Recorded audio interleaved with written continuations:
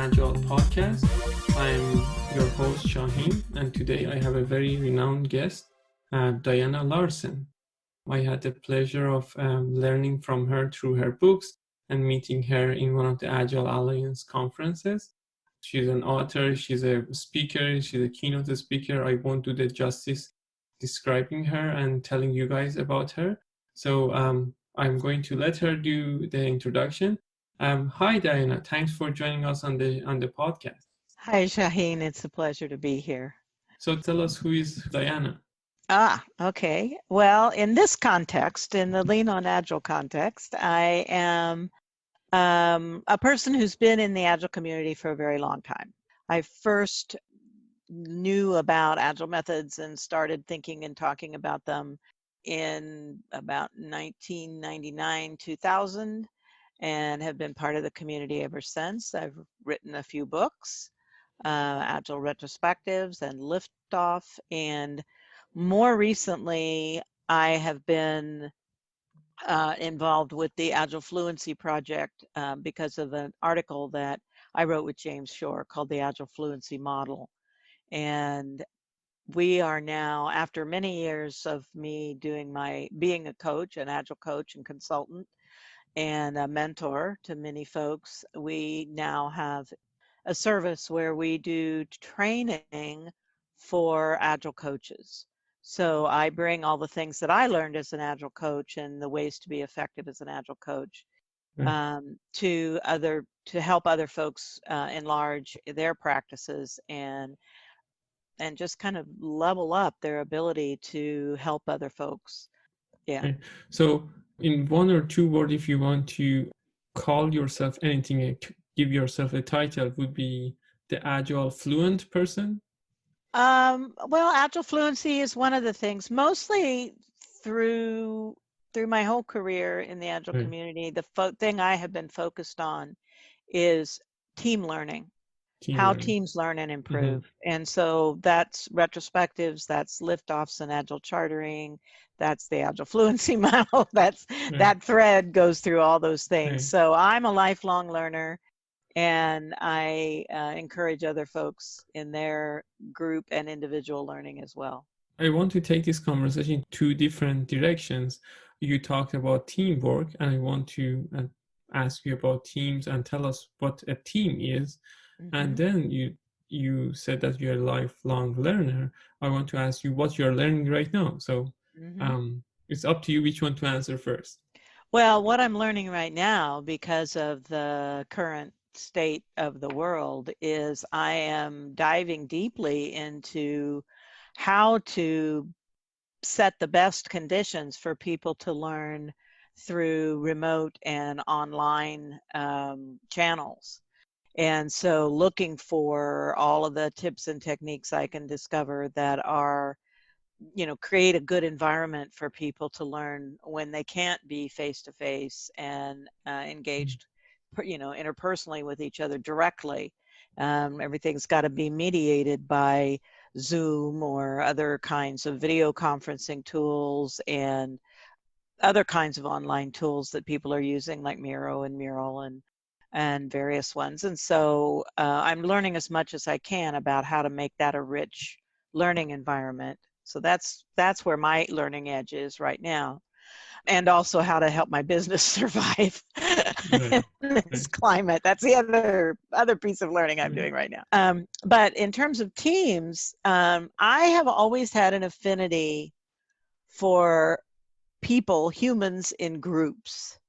People used to, I occasionally will act as a mentor for someone, but I'm not really well suited to be an individual coach, but I'm very well suited to coach organizations and teams, because I resonate with that systemic idea of people in groups together, and how a really well functioning group, team, or an organization is greater than the sum of its parts. It brings that idea of synergy that was been bounced around for a while. But the interactions between and among people create a richness that just would not be there otherwise. And so I'm fascinated by that, and fascinated by how groups learn as opposed Mm. to individual learning, which is also interesting. I'm very interested in my own learning, but Mm. I'm fascinated by how groups learn and develop co-intelligence, and how they can most effectively, how the members of a group can most effectively rely on each other to reach their common goals.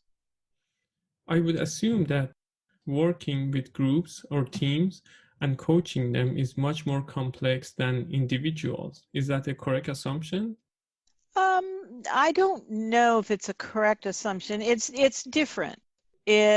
I think people who are very experienced leadership coaches, executive coaches, therapeutic social workers, or counselors.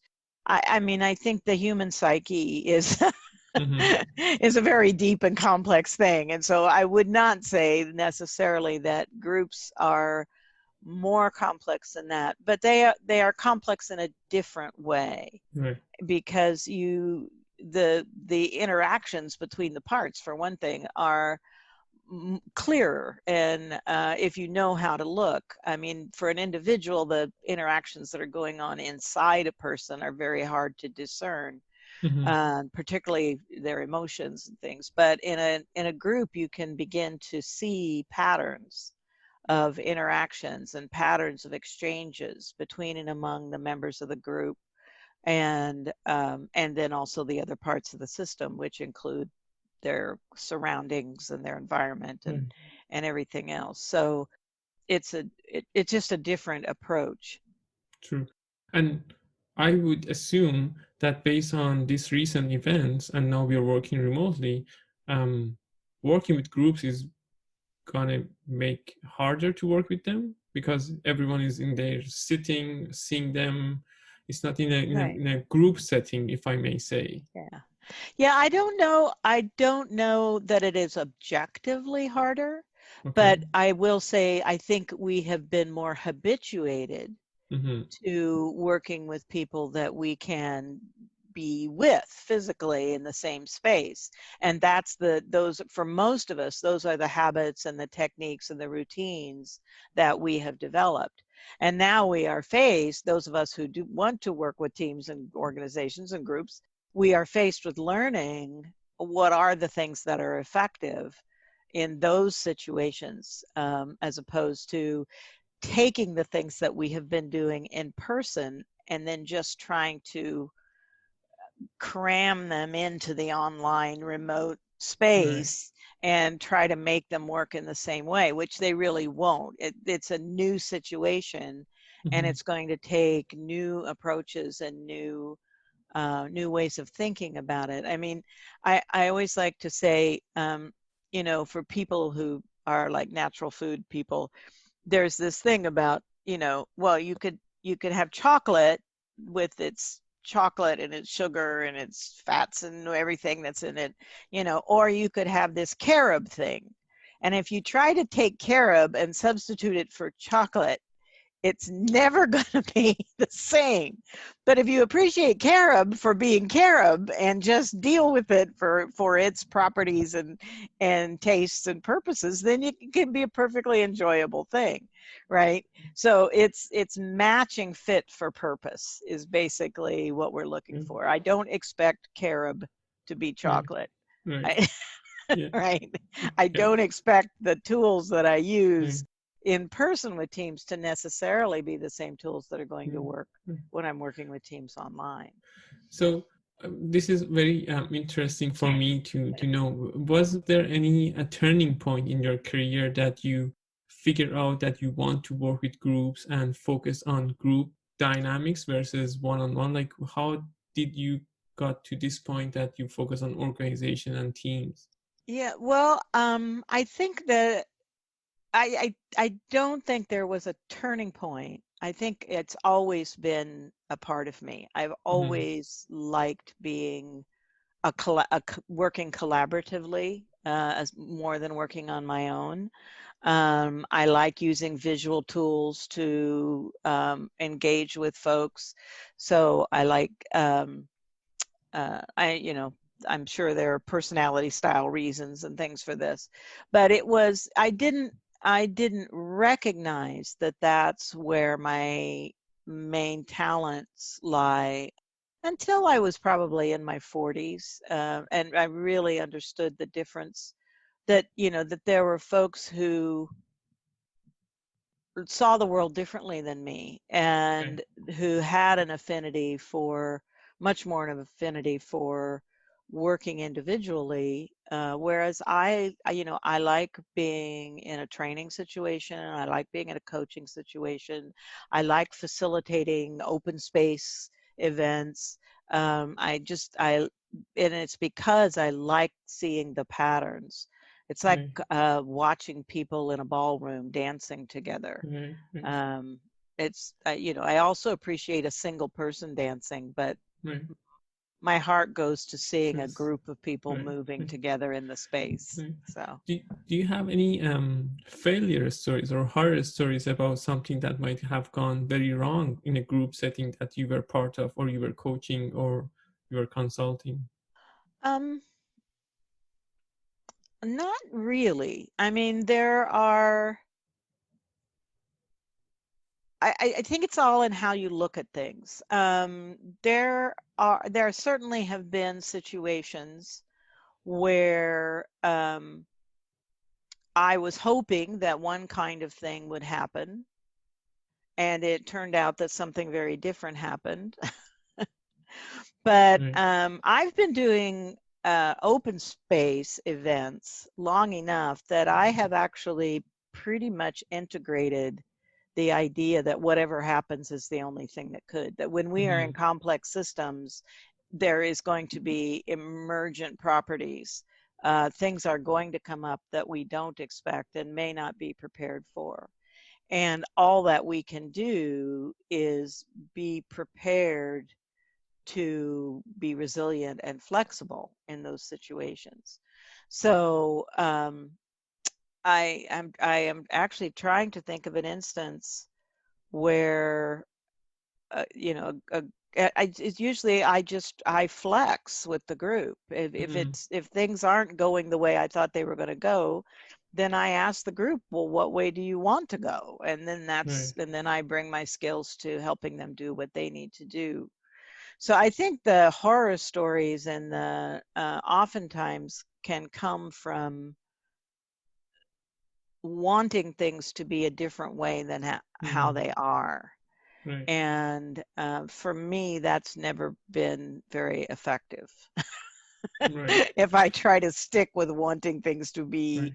different than they are. Right. So I try to stay in touch with kind of the reality of the situation. Right. So. So here's an example. I was working with a group of folks, a large department of folks, and they had been dealing with a lot of small conflicts that became big conflicts between and among the different teams. It was an IT department.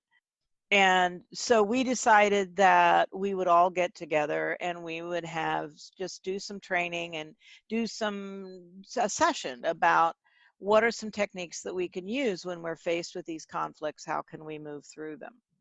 And so the day came when we were going to have this event, and the different teams showed up and they sat in table groups according to their teams, which is what I wanted them to do. And I started to bring out the material that I had prepared for them to, do some different things and do some practice sessions, some role playing, different things to look at the nature of the conflicts that came up for them and so on. And I could just tell that everything I was talking about was hitting a wall. Mm-hmm. It was like nobody was engaged. Nobody was, you know, wanted to do any of the things that I was bringing to them. And so I just stopped and I said, tell me what's going on. And it turned out that a couple of days before, when I had worked with their boss and we had put the final touches on this, in the meantime, and over the course of the next day, there had been an announcement made that the entire department was going to be outsourced, and some people were going to still have their jobs, but they would have to work for this outsourcing company, and other Mm-hmm. people were just going to be laid off. And here they all were in this room in a conflict training, Right, right, that right, nobody wanted to be in at that point, right, right? So I just said, well, this is, it's stupid to continue to do this. Let's right, talk about what's happening for you, and right, let's figure out how you can bring what you know and how you know how to be to bear, so that you can move through this surprising and unexpected situation, an announcement, in the best possible way. And so we spent about an hour and a half kind of talking through their issues with that. right, And then somebody said, well, no matter where we go, we're going to need conflict tools. So tell us what you were going to do with this. And so then we just smoothly went back into right, I decided which activities were going to be right, worthwhile doing that day and which ones weren't. And so we finished out the day, and they were happy and went on their merry way. But it was a day that went very different than I expected it right, to. But I right, wouldn't say it was a horror story. It was a very right. successful day in the Yeah, end, yeah. but it So if required everyone to be flexible and resilient.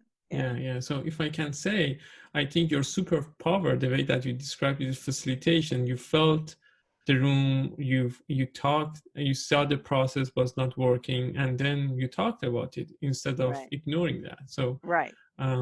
yeah, awesome. Yeah. True facilitator. Um, Thank you. so you mentioned that you are in agile space for the longest time, like Yes. 1999. What excites you about agile? What keeps you excited about agile these days? Yeah. Well, before I met the people I met that influenced me to kind of move this direction, the work I was doing at that point in the late 80s and through the 90s was work process redesign. So I would go into mostly technical organizations, and that had some kind of a work process flow that wasn't working very well for them, that somebody decided, their boss or somebody. And they would ask me and some colleagues to come in and help them redesign their work process so that they would get more of the outcomes that they wanted. And inevitably, because I was working in technical organizations, high tech manufacturing, engineering organizations, IT organizations, all of the work that people were doing was very much knowledge work. I mean, I wasn't working with people who were digging ditches, really. I mean, even the manufacturing people I was working with were doing highly skilled electronic parts and equipment that needed them to be they weren't just a pair of hands. They needed to Mhm, be thinking all the time about what they were doing.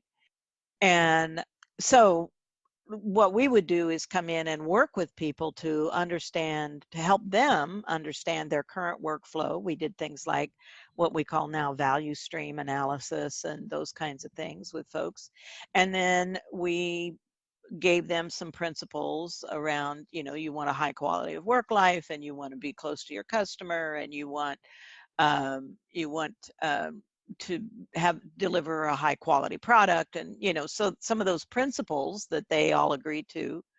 And then we worked with them so that they redesigned their work mhm, so that it made more sense to them and that it could be more of a flow every single time. And we did not go in with this end in mind, but every single time folks decided that what the way they needed to work was in cross-functional self-organizing teams.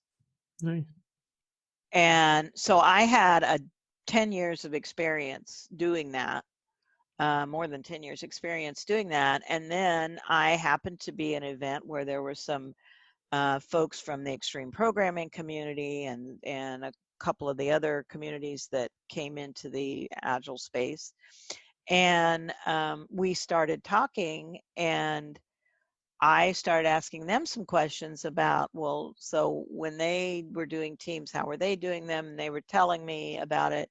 And we just discovered a real affinity for each other. Right. There was a time in my life when I thought I was going to be a systems analyst. So Mm-hmm. I thought I was going to be more in the software world, but then things happened and I went a different direction. But so I felt a strong affinity to what the folks were doing, and eventually we all went up to Snowbird and they decided to call it Agile. Right.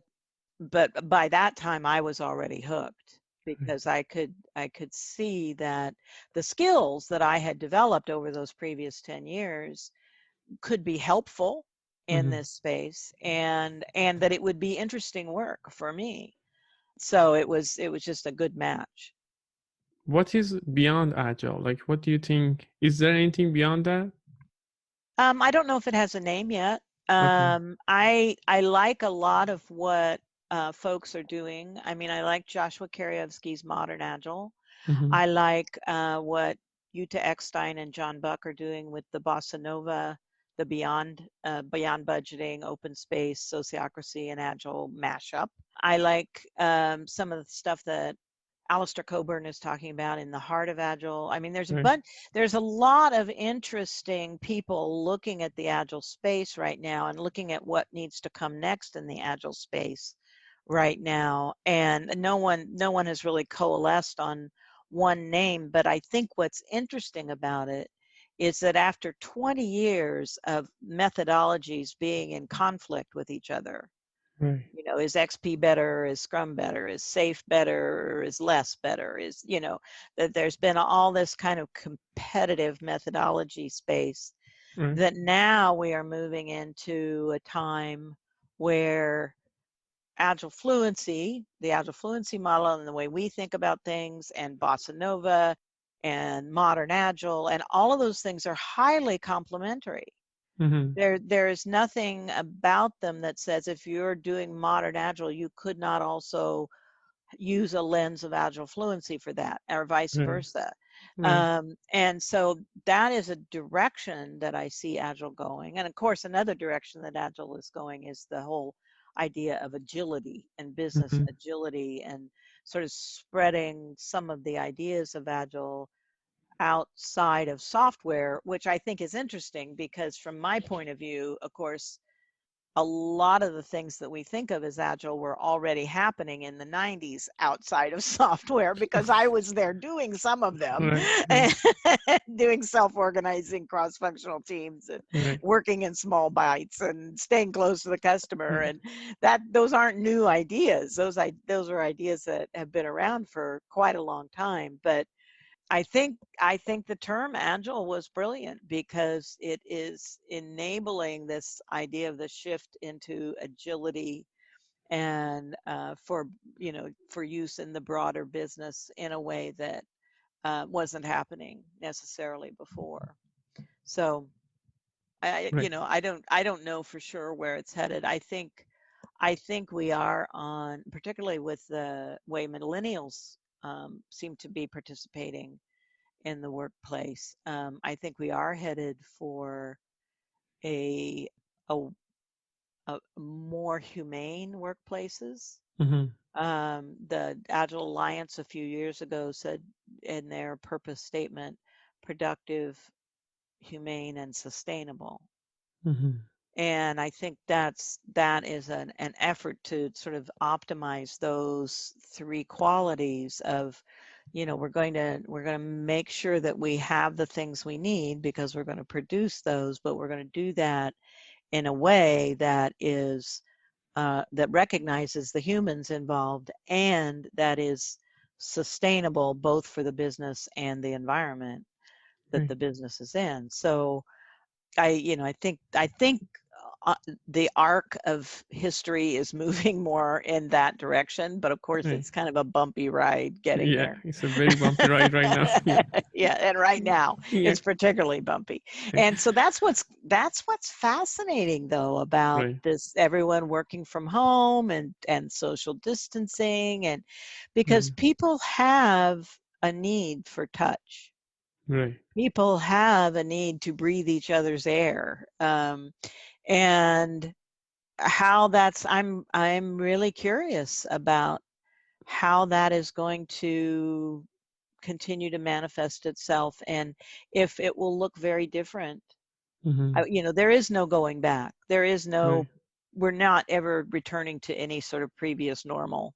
Yeah. um, but what we are going to do is create some new world, and I'm really curious to see what that is going to look like and what its attributes will be.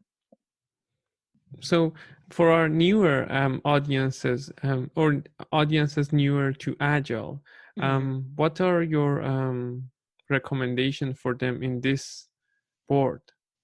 There have been, I think one of the interesting things is that new things have been, not just new methodologies, but other kinds of new practices have been coming on board. I think the movement toward,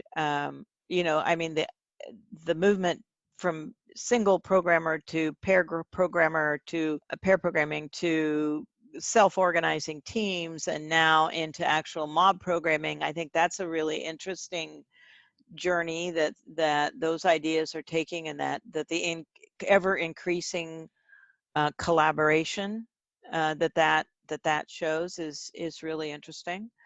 I think and so I would have people pay attention to that. If there are lots and lots of places where there are mob programming events where you can just go and sit in and see, because anybody can participate in that, and I think it's kind of fun and entertaining in a way, if you like, writing code. So that's a thing. I mean, I would look for opportunities to participate in these things. Look for opportunities to participate in open space conferences. I think Hmm. open space conferences are, for one thing, they tend to be pretty accessible. They're usually, if they're in person, they're regional. Now Right. I'm seeing some opportunities for online open space conferences popping up, and being involved in those are a great place to be introduced to both old and new ideas. Right. So you can get a good overview of Agile in those kinds of events. Yeah. um, my love is this whole idea of continuous learning and continuous improvement, Hmm. and continuous learning that leads to continuous improvement. Those things are connected. And so, learning as much as you can about retrospectives and some of the Toyota kata methods and all of these ways that help groups of people with their reflection and learning, and then using that learning to make things better for themselves, make their product better, make their relationships, their working relationships better.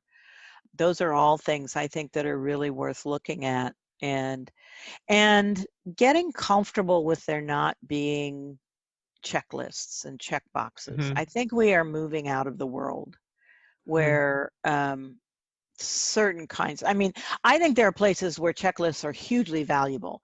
The whole idea of the checklist manifesto that Atul Gawande wrote about making sure that people are washing their hands, and that there are certain things that you really do need to do. Pilots in a cockpit, there are certain things you really need to do, but you want that to be in service of you, not in service of the checklist, right? I mean, there's something there. And a big mistake I see people make a lot is when they choose online tools, Hmm. or particularly managing their backlogs, or doing those kinds of things, they end up letting the tool use them instead of figuring out how they can use the tool to best serve their purpose. So I'm very much I'm wary of those things, and I hope people will be more careful and not just accept kind of in whole cloth, Mm, oh, well, we have this tool, so we must do these things right, because this tool does all these right. things. I like how Um, you use the term the tool use them because I see yeah, that very much. Yeah, yeah. yeah, Because this tool is designed this way, then we are going to yeah, shape our work that way, and we are going to do that because we don't right, have anything else in that tool. Yeah, yeah. right, right. Mm, Yeah. So those are all things I think I would be, if I were new, or if I were talking to new people, I would want them to be wary of. And, mm, there's a rich opportunity for new experiences here, but there are also things to be careful about. And, right. Okay, so let's talk about your um most recent adventure, if I may say, the Agile Fluency. You talked yeah. about it a little bit. Um, so tell us more about the Agile Fluency. You said you started with James Shore on this one. I believe Martin Fowler wrote an article on that, if I'm not mistaken. Martin Fowler very graciously published the article that James and I Oh, wrote okay, right, on his site, and we were thrilled when he made the offer to do that. We right, had worked on it for 3 or 4 years at that point, refining it, sharing it, getting reviews, so on. And then when we said, we think it's ready, but do you think it's ready? And we sent it out to some of the folks that we respected the most. Martin was one of them. And one of the questions we asked was, if this article is ready, where should we publish it? right, And when he got back to us, he said, I think it's ready and I would like to publish it. And so we were ecstatic at that right, right, point. right, And so he published it for us in August of 2012. And we thought that was that. We had these ideas, we wrote them down, and they got published, and we were ready to go on to other things. I was in the middle of um, writing the second edition of our liftoff book. James was doing some other things, and we just kind of walked away from it. And then we started hearing people contacted us, or in various ways we started hearing about folks who were using the model, who had right, figured out for themselves how to apply it.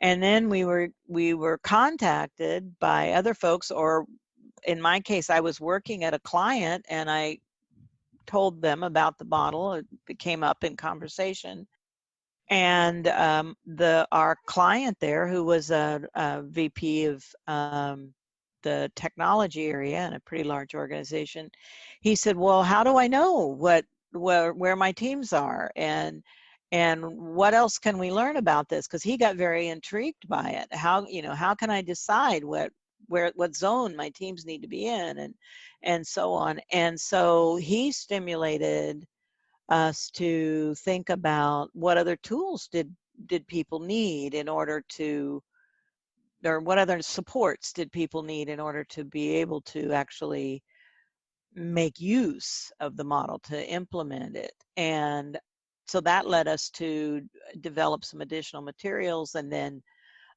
by early 2015, we decided, gosh, we're spending so much time on this. This isn't just some little side effort at this right, point. This is taking over more of our lives than we had expected. right, And so at that point, we kind of formally made the Agile Fluency Project as an organization, as a business, and and began looking at how could we disseminate the things that we had created in our ideas more. And eventually it came that the best that James and I don't scale very well. I mean, we can only deal with a few clients in any right, given year, and more and more people were asking us about this. And so we said, well, we can't be the only ones who are carrying this information.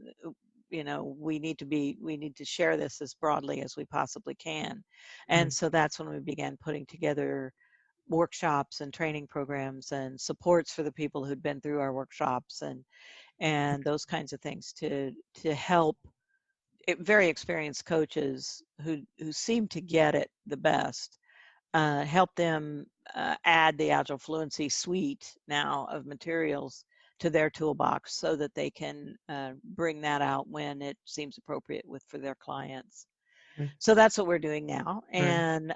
and it's really gratifying because it allows me to take the things that I've learned over really 30 to 40 years of coaching and consulting in this space and related spaces, to be able to share that with folks and, you know, help give other people a leg up Right. in some of the techniques and things that I've learned, that particularly things about how do you enter an organization, how do you talk to people to create the partnership with your Mm-hmm. client and help them reach the goals that they have set for themselves, and help them realistically assess which of those things are possible and which aren't, and where can they get the outcome, that where can they afford to get the outcomes they want, and where does it take trade-offs that are just not possible for them, Right. and have a more realistic assessment of Right. what they can accomplish. Right. So if you want to describe this agile fluency model, what would this be? I know that it's not a maturity model, so No. yeah. No, well, when we use the term fluency very deliberately, Mm-hmm. and we use it in a similar way to people talk about to what the people who really study languages will talk about fluency with languages. Lay people, normal people, you run into somebody, they say, oh, they've been to Iran, and someone will say, well, how did you get along there? Were you able to, how fluent in the language were you, right? But nobody really knows what that means, right? Because they're really, when you think about language fluency, it's, were you fluent enough to be an effective tourist? Were you able to get from their hotel to the bus station, or what, those kinds of things that you wanted to do? Or were you able to go to a coffee shop and talk to anybody who came along and just have streaming conversations? Or were you able to teach at the university? I mean, those are Right. very different fluencies True. according to the need you have for that language. And what the insight that Jim and I had was, depending on the nature of the product and the nature of the business, the agile fluency that companies or IT departments need from their teams is different depending on what they're trying to accomplish, Right. in a very similar way. And so we did some research and study and talked to a lot of people, and discovered that we could identify sort of roughly 4 what we call zones of fluency. Mm-hmm. And each of the zones can stand on its own if it's the zone that you need. Right? So the thing about the Agile Fluency model is, it's not about maturity, because we're not saying everybody needs to grow up in the same kind of way. What it's more, I mean, we call it a path. It's more like lately we've been using the analogy of a bus zone. You go to if you're on a bus, you go to the zone that the bus serves, that has the stuff you want. If you want to Right. go downtown and get a building permit, you don't ride the bus all the way out to the suburbs to the big box stores. I Right. mean, you only go out there if you want to Right. go in and buy something out of the big box stores. So it is then the role of the coach and consultant in using the model is to talk it through and explore it with their prospective client or their current client, to determine what zone is going to be right for each of their teams. Right. And then when they have a sense of where it is, what zone would be the right zone, would give them the right kind of benefits for their product and their customers and their needs, then you can decide, well, what agile methods might be helpful there? What kind of agile proficiencies? What groups of skills would the teams need to be able to bring to bear in order to give that outcome? Right. And so it's the fluency, was what is the habitual routine way of working that this organization needs from these teams to be able to get the outcomes that they want. Right. And so that's what we work with coaches to do, to help them have those conversations. And then we did eventually developed a diagnostic so that people can tell, well, so where my teams are now, because if you know where the teams are now, then you know what kinds of investments you can make that will help all the teams get to the place where you need them to be. And not make just investments willy-nilly or follow some sort of prescribed uh, practice training for some Right. methodology. Make sure it's the one that is really going to work for you.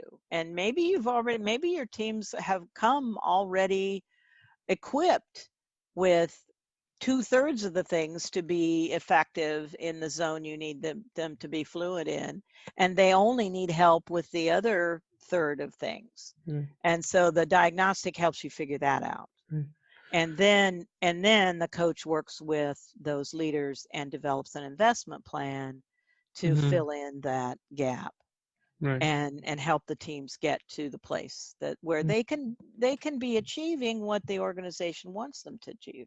Because that's what's satisfying for everybody, right, is feeling successful at making sure that we're performing and producing in the way that and meeting expectations Right. and finding the best way to do that. Right.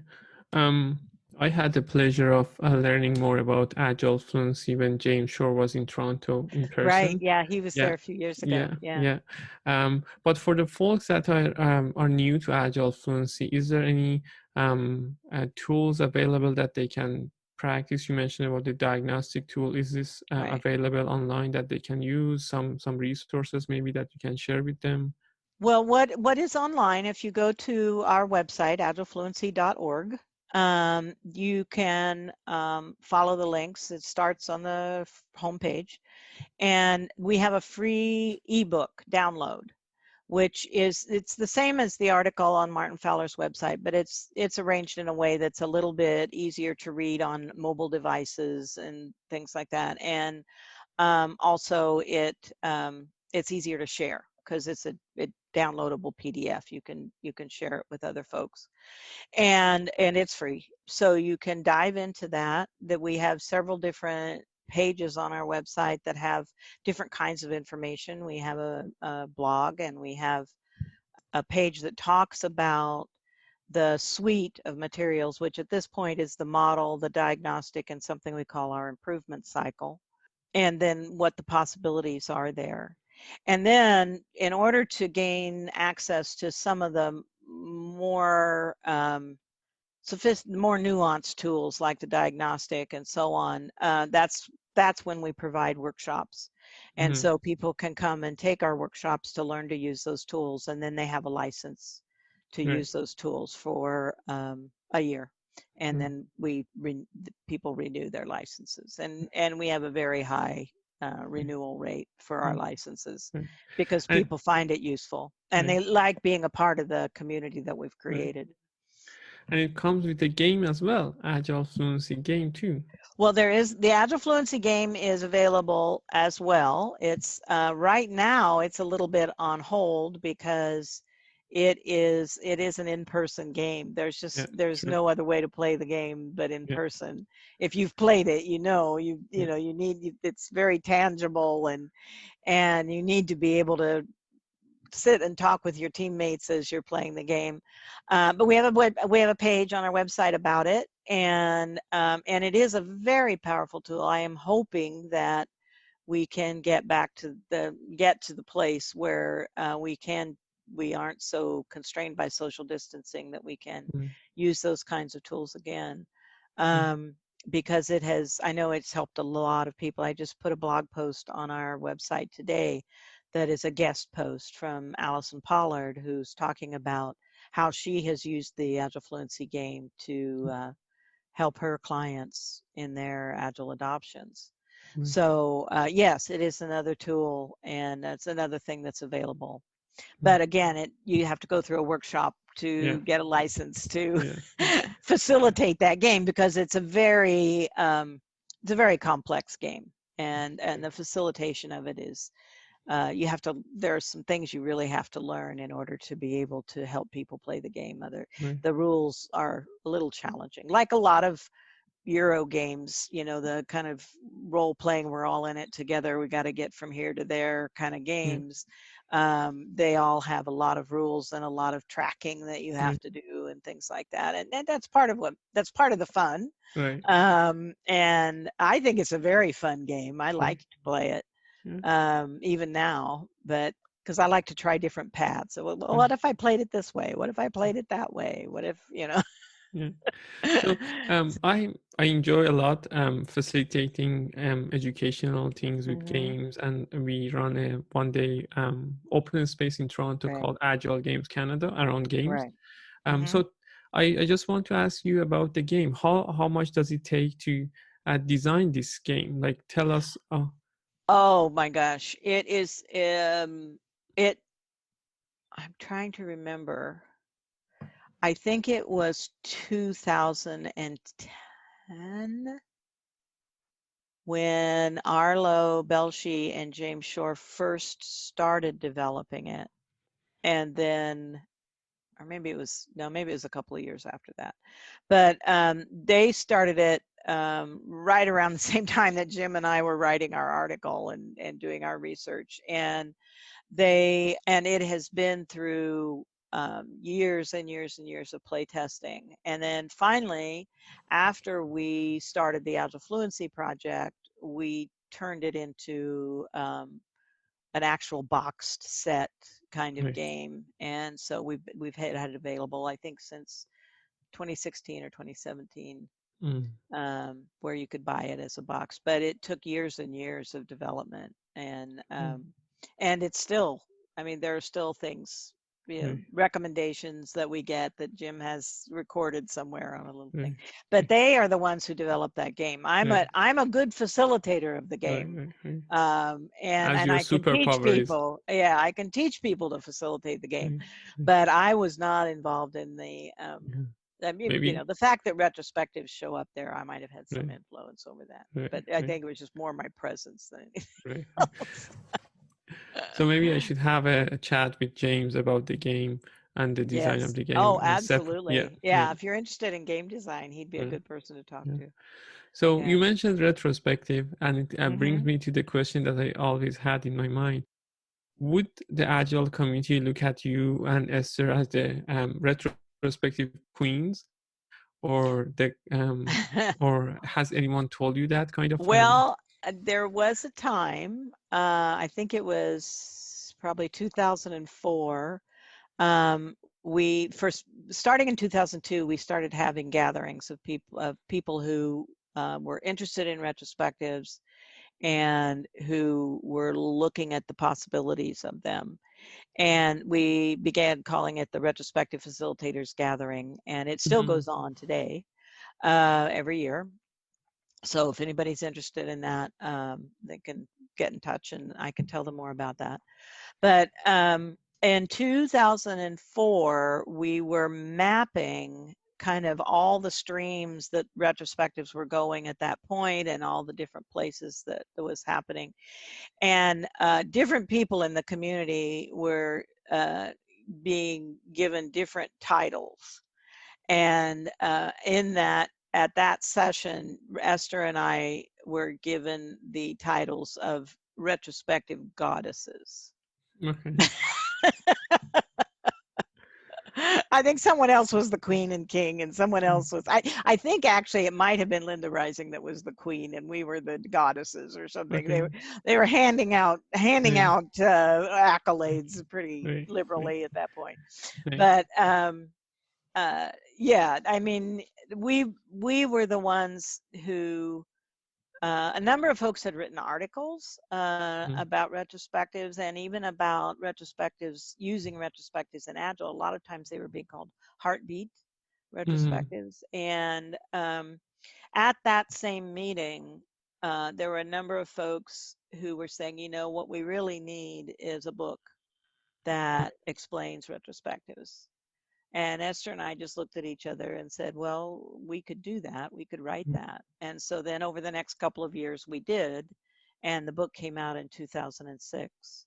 Right. And shortly before that, because by that time we were doing retrospective sessions at conferences and things. And by that time, Scrum had the Scrum folks had kind of broadened their thinking about the 3 meetings and decided to turn it into 4 meetings and add retrospectives to that. And it sort of became part of the Scrum canon. And then also there's always been that kind of continuous improvement in all of the Agile methods. So it just was a good fit. Right. Yeah, exactly. It's the same if you, I'm not sure if you have read a Klaus Leopold book about, not his newest one, but I don't remember the exact title. It's a yellow book. He in his book, he's talking about what is the Kanban specific, and he's talking about that retrospective should be there or should be. So it seems that continuous improvement somewhere or the other shall be there. Right. And it really, the point is really continuous. I mean, this is one of those things like we were talking about before. There are too many people who are calling everybody together in a meeting and calling it a retrospective so that they can check off on their list that they did a retrospective, but they aren't getting the benefit from it. They aren't getting a continuous improvement. And so I mean, Leopold is right. Everyone needs some form of continuous improvement process for their organization. And then, like I said earlier, in Toyota, that's called the improvement kata, and different methodologies from different, in the military, they call them lessons learned, or after action reviews, or, I mean, there are a lot of folks who understand that an experience is not worth much unless you learn something from it for when the next time you encounter a similar experience, or improve the way you encounter the similar experience. And that's what retrospectives are about. And so it's not, it has grown so that it's the way we described was a meeting, a short meeting, kind of in between a demo and the planning for the next sprint or iteration, that would happen on a sprint by sprint cadence or a release by release cadence for a longer one. But the fact that sometimes now, like some of the mob programming people are doing multiple very, very short retrospectives every day, I think that's terrific. The point is, what are you doing for continuous improvement? And that's the message that Esther and I were really trying to get across. And so, in whatever form you're doing that, hooray, Yeah. I remember the name was Practical Kanban for Klaus's book. Go good. Yeah. You always need that 17-second delay, right? Yeah. So Diana, would you share with us any people that influence you or is an influencer in the industry that you want to share with us? Oh my goodness. There are so many people. I mean, I take very seriously the idea that we all stand on the shoulders of giants. I mean, there are so many folks who have contributed. Ward Cunningham, Joshua Karyevsky, Ron Jeffries, Martin Fowler. They were some of the first folks that I met in the Agile space, and they encouraged me to bring what I understood and had learned. So, those are folks that I'm very, very grateful for. I'm very grateful for Linda Rising and Jutta Eckstein and many of the women that I met early on who had been involved in the object-oriented community and in the patterns community. Rebecca Werfsbrock, who also, let me know that what I might have to contribute was also useful and important to them. There's a book I read many, many years ago called Love is Letting Go of Fear by Mhm. a man named Dr. Gerald Jampowski, and that book shaped how I interact with people. Norman Kurth, who wrote the Project Retrospectives book and was Mhm. a wonderful mentor and supporter, was very influential. I mean, I could just, if I go year by year by year between Mhm. then and now, I mean, there are many folks that I'm leaving out that Mhm. I hesitate to even start a list like that, Right. because there are just so many folks who have influenced me over the years and who have shared their good ideas, and I just feel so fortunate to be a part of a group that is so focused on being this gift economy, Right. where it's, the places that you get to go in the world really have a lot to do with what you're willing to contribute, and True. that just makes for a really rich community. We are very fortunate to have this community. I am. Yeah. I'm blessed. Yeah. Yeah. Diana, is there anything else that we wanted to touch base on, but we didn't? You want to add? Oh gosh. I don't think so. We've been going for an hour. Right. Right. And I can't I think it's the end of the day here for Yeah. me, and I know it's the end of the day for you, and I think Yeah. I'm pretty much out of ideas. Yes. Thank you Yeah. so much for being on the show. I'm going to ask you to send me those resources so that we can put it on the show notes. So for Mhm. the people, and maybe how to get in touch with you. And yeah, thank you so much for being on the show. It was a true pleasure to having you on board. Well, you're welcome. It was great.